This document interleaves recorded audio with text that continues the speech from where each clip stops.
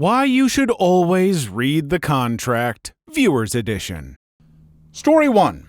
I'm an illustrator for a living. Back when I was still in school for it, one of the required classes senior year was called Portfolio, but it was basically a business illustration class to teach us how to run our business if we were going to do freelance work, which was really valuable. One of the mainstays of the class was the professors telling us stories of how they or their peers in the industry were taking advantage of, or in their words, we're telling you all of the ways we've been effed over in our careers so that you can avoid them and find new ways to be effed over. The headliner's story every year was of Don Mates, the illustrator who created Captain Morgan, the rum mascot. He didn't read the fine print of his contract. As a result, he's never seen a single penny in royalties from the use of his Captain Morgan art. He'd be a millionaire now otherwise. Always read your contracts. And in the case of illustrators/graphic artists, if you don't understand all of the legalese yourself, you either need to have a copyright/IP attorney to look things over for you, or an agent who will handle contract negotiations and invoicing for you. It's true, folks. If you're going to do freelance work, you might think, well, hey, I'm just an independent person who just wants to do what I enjoy. And so you might think that the people you're working with are going to be, just as good. And sometimes they are. I've worked with people who are amazing with their contracts. And sometimes you're working with a business that wants to find any possible way to retain as much money and control as possible. And that can end really poorly for you. So this is great advice. Story 2. I'm legally blind, degenerative disease, use a cane but not totally yet. And so always have lawyers read contracts for me, usually for free. I know a lot of lawyers, actually quite a common profession for blind people. One apartment lease I specifically asked to be embossed, printed in Braille, and when I was asked why, I plainly said that I didn't trust them and there's no such thing as fine print Braille since it has few size variations. They weren't too happy and denied my request, backed out immediately. Oh yeah, I think as we might find going through this, when you're dealing with a leasing agency or a landlord or something, reading those lease contracts and everything is incredibly important. And if they're, for any reason, don't want you to read all of it, that's a big red flag.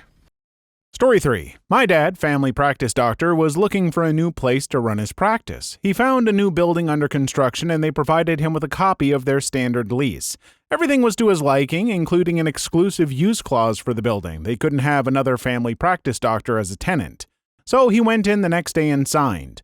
When the building opened, he noticed another family practice doctor inside. He talked to her and they both thought that they'd had an exclusive use clause in their leases. They complained to the building management that this wasn't allowed per the terms of their lease. Management told them to show them where the lease said that. Turns out they'd given my dad a copy of the lease to take home and read at his leisure, which contained the exclusive use clause. But when he went in to sign, they had prepared another copy of the lease with his info filled in for him to sign. They had removed the exclusive use clause from this copy of the lease.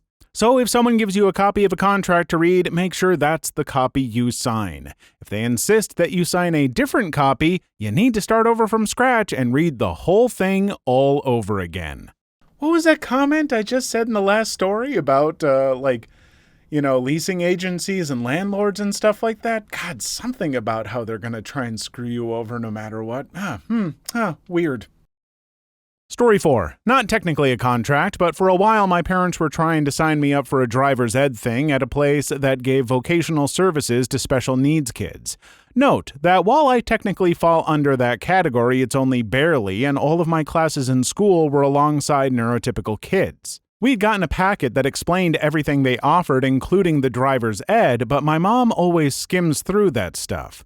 My parents knew that I didn't need the vocational stuff, however, for some reason my parents saw this as necessary and tried to set something up. When we managed to get a meeting with the people who ran it, my mother, who was with me at the time, expressed her interest in the driver's ed stuff, and only that. The person we met claimed that to take that, I had to do one of the vocational services they offered. This was not told through any phone calls or emails and may have been in the aforementioned packet, but again, my mom only skimmed through it. Thankfully, we hadn't registered for anything, so we were able to back out. Literally everyone in the family agreed that this was BS, and we moved on to the driver's ed thing that a close friend of mine had gone to, which my brother was going to go to. Officially starting in January. Story 5. I'm a writer. When I was still new to it, this lady presented herself as a producer who could help get my writing produced into a motion picture. She talked about a good game. I'll give her that she initially was very smooth and charming. She went as far as to get a contract drawn up. In the midst of everything, I researched her to see if her work history, including everything on her resume, was legit. Turns out it wasn't. The 20-plus years experience she claimed she had as an actress, writer, and producer were total fiction. The only acting she did was like a total narcissist who expected the whole world to bend over backwards for her. The only thing she ever wrote, besides a grocery list, was a bad check, and the only thing she ever produced was secondhand smoke. Hell, for supposedly having so much theater experience, she didn't even know what a soliloquy was versus an aside. She turned out to be a grifter with zero skills or talent. When I wouldn't sign the contract, she turned into a raging bee. After she smugly promised she would produce my work whether I liked it or not, thus committing theft of intellectual property, plagiarism, and copyright management, I told her I would expose her as the lying, thieving fraud that she is if she didn't back off. Her false persona that she had put out there was too important for her to risk jeopardizing, so she, in a demonstration of her trademark cowardice, tucked her tail between her legs, deactivated all of her social media, went off the grid, and turned into a ghost. I later heard through the grapevine that she's ticked off close to 100 people with her unethical, immoral, not to mention downright illegal business practices, and has become blacklisted in her current state of residence. Because her reputation precedes her, if she wants to salvage anything resembling a career, she's going to have to relocate to somewhere far away where no one knows her. If you're reading this, Sharon, screw you. Karma's a bee.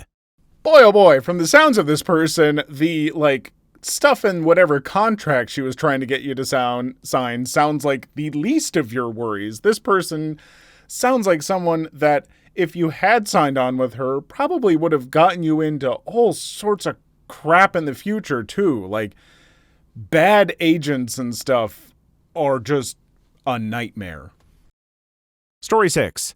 I was about to go on 12-week unpaid leave with Starbucks until I read the paperwork. They wanted the right to access all my medical records. Completely unnecessary and dangerous. I believe there was also something about them potentially being able to share that information and that it would also apply to mental health. I was insulted, didn't sign, quit, and ended up moving anyway.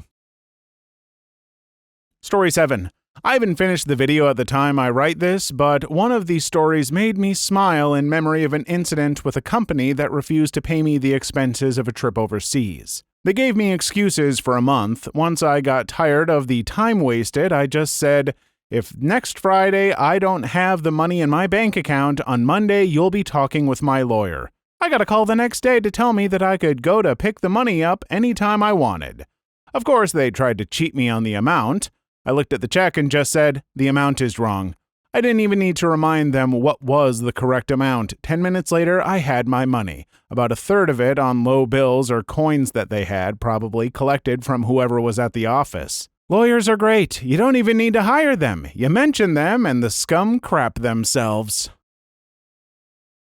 Story 8. I had a friend who was moving into her first apartment. She had never dealt with things like this before and knew what questions to ask. I asked her to take me with her to view apartments so I could point out things that she should look for and tell her about some questions that are important to ask, but she decided to do it on her own. The day comes and the place is a crap shack, nothing like the showroom that she viewed.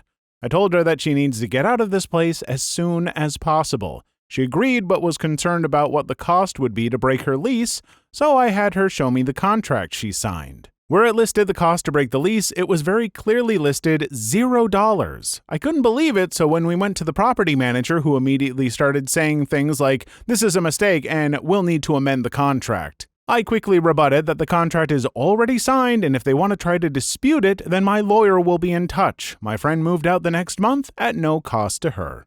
You know, folks, sometimes there's something in a contract that will actually benefit you, and by golly, you want to hang on to that and use it to the best of your ability, because that is not usually the case.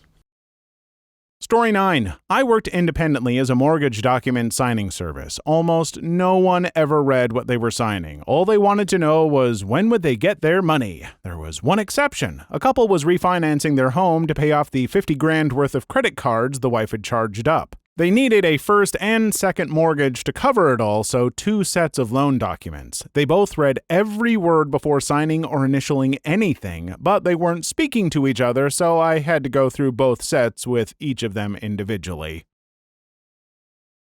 Story 10. Fun with sunset clauses. Here in New Zealand, new builds are becoming very popular as our building industry finally explodes into action.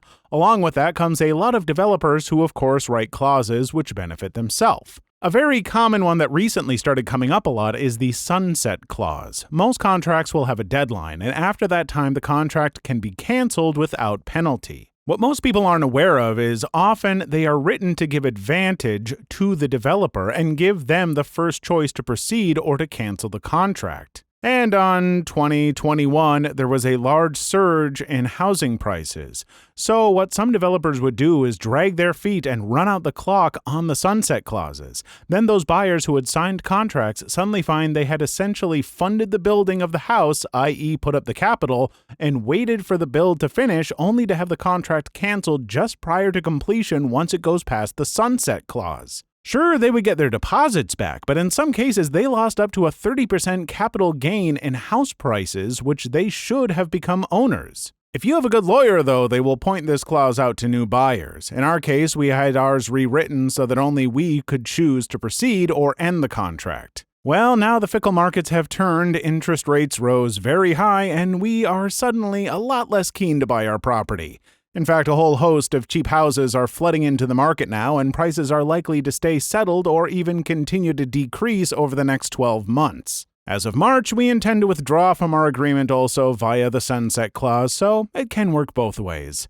This gives us time to further build up our savings while not missing out on anything. Story 11.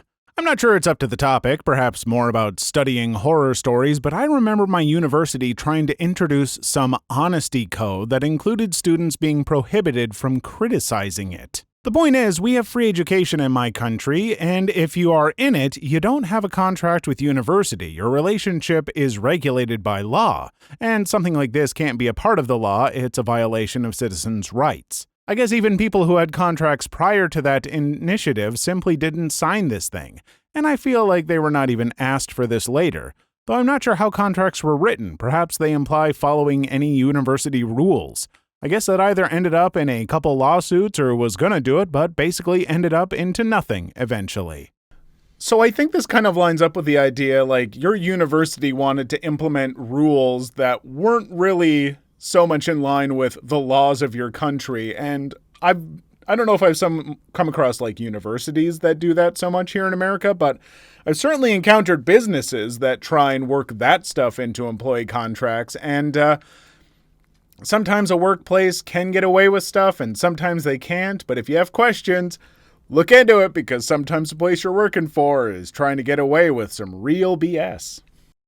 Story 12. Recently, I knew someone who was late on his car payment by a few days or weeks per month, and apparently there was a clause in the contract that says not only will there be an additional interest plus late fees charged, but the late payments will also be computed into the total payment. So instead of owing $10,000 even after making his payments, he now owes $14,000 for the vehicle. Laugh my butt off. The best part, all this wasn't in the initial contract, but these changes were put in once the company had a new owner come in. Luckily, they're willing to buy back the vehicle and break the lease the moment the guy brought in the idea of getting legal aid.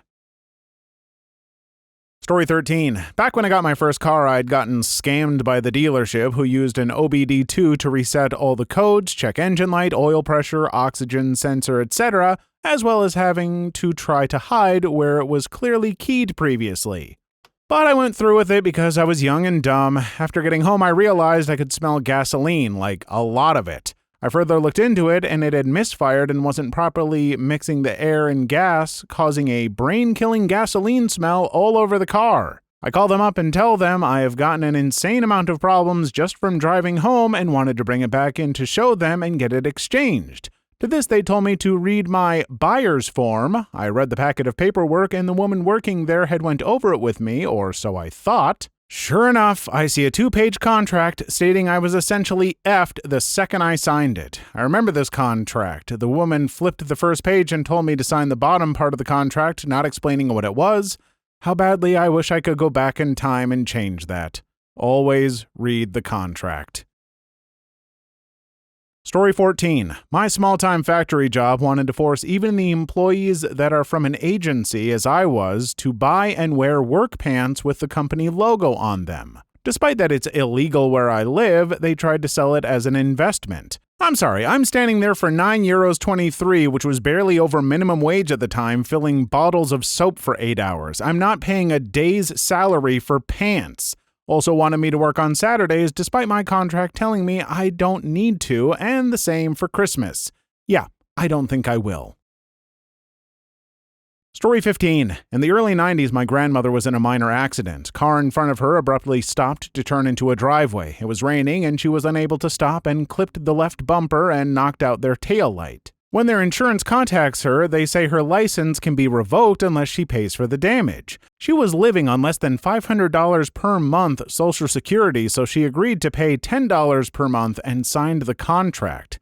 She didn't have her glasses and wasn't able to read it. She gets the whole contract several pages later that week, and it's saying she has to pay over $100 per month, don't exactly remember how much, for several years to the tune of $5,000. Believe me, there was nowhere near that much damage, maybe $500 to $1,000, but not $5,000. They accepted the $10 or $20 she took every month, until my brother visiting from out of state obtained the police report and discovered it stated brakes were wet and wouldn't hold, accident unavoidable. The officer had inspected the brakes after she told him they went all the way to the floor when she tried to stop and had put that in the report. After confronting the insurance company with said report and threatening legal action, they dropped it and she never paid another dime. I know that, insurance agents, people working for those agencies, they have to do whatever they need to do to get money and stuff. It's not great, but no shade towards those people, you know? Everyone's got to find some work. You find your way to make a living. I'm certainly not going to be down on you for that. To the specific individual agent who worked it this way to get more money out of this old lady living on just the bare scraps of Social Security, I don't like. You're a piece of crap. Don't do that. I don't care if your manager's over you like, we got to get all the money from this lady. There comes a point when your morals have to go, no. Okay, I'm coming back to add on. I don't think that they're a bad person or a piece of crap. Maybe they felt pressure. Maybe they were younger and desperate for the job. Things happen. I don't know. I felt bad for saying that about that person. But seriously, the insurance agency as a whole, whoever let this happen, that's not okay. Story 16. Something valuable I learned in my contract law class. I used to be an independent insurance agent and thought it would be a good class to take. Either party of the contract can amend the contract without notifying them of the amendment. If I amend a contract and they fail to reread the contract and they just sign it, I get them by the balls. You can strike out anything you don't agree to and initial it. You can even add terms to the contract and initial it. Make sure when you sign your name right above it, all rights reserved. Story 17. My dad's in the car business. He was just complaining about some customer who was mad that they paid over MSRP. They saw MSRP on the window sticker, the price on the physical car. Then the contract had a higher price, a couple $1,000s more. They signed it without noticing. My dad genuinely believes the person is in the wrong because they signed the contract. Like, that's how these people justify it to themselves. Yes, they did show you one price, put a different price on the contract, knew the price was higher than they showed you, didn't disclose further that they're changing even more, but you still signed it, so it's your fault, not mine. When I say that, he's like, well, what am I supposed to point out, that I'm charging them more? Yes, Dad, that's exactly what would be ethical, but morals go out the window because legally it's the customer's fault, not my dad's, and this is just all to feed his kids and put a roof over their head. Still a piece of crap. Wish he'd just drop the denial, accept his line of work as scumbag activity, and just proudly be the piece of crap that he is. Lying to himself and then arguing with people about how he's not a bad person is just pathetic. Story 18. When I first moved out of my parents' place with a friend, the house we liked to rent had a glorious vegetable garden out the back. When we checked it out, well, the owners were still living there.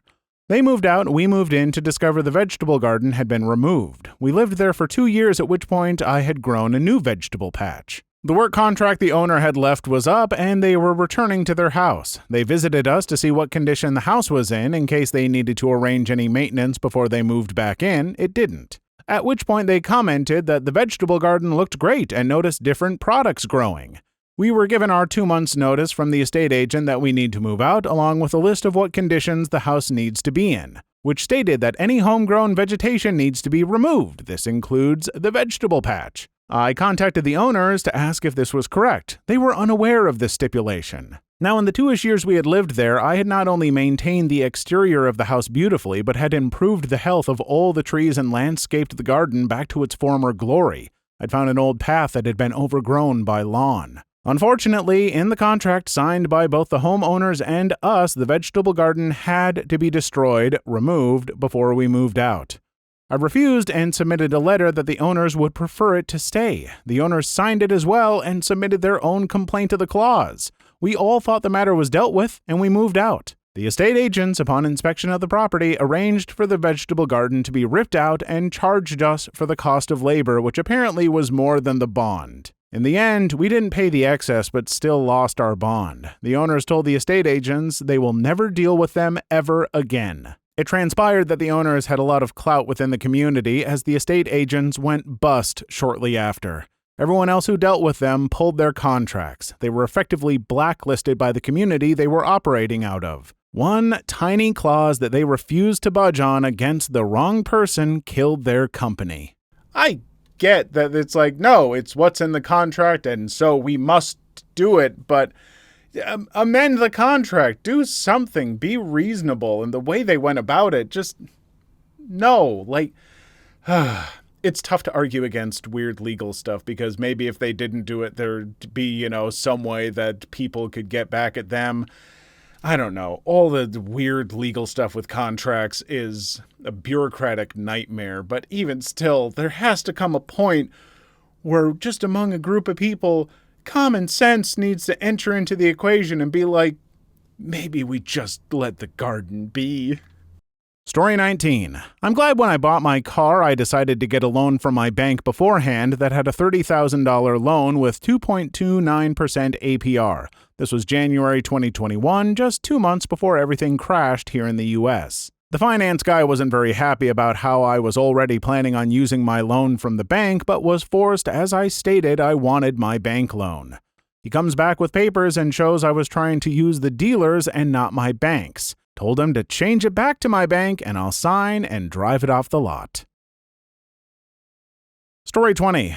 That is crazy. Yeah, I was always taught growing up, always read the contract, never sign anything without reading. The only thing I've signed without reading these days is the terms of service when using online apps, but most of them usually have the same information on it. You don't really own anything that's digital at any time. They can just take it away from you. There's nothing you can do about it. And maybe the differences will be that you can't sue them or some BS like that. So I usually just accept the terms of service because I'm just trying to play a game, but I have read it before, and that's how I found out every game that we buy digitally we don't own.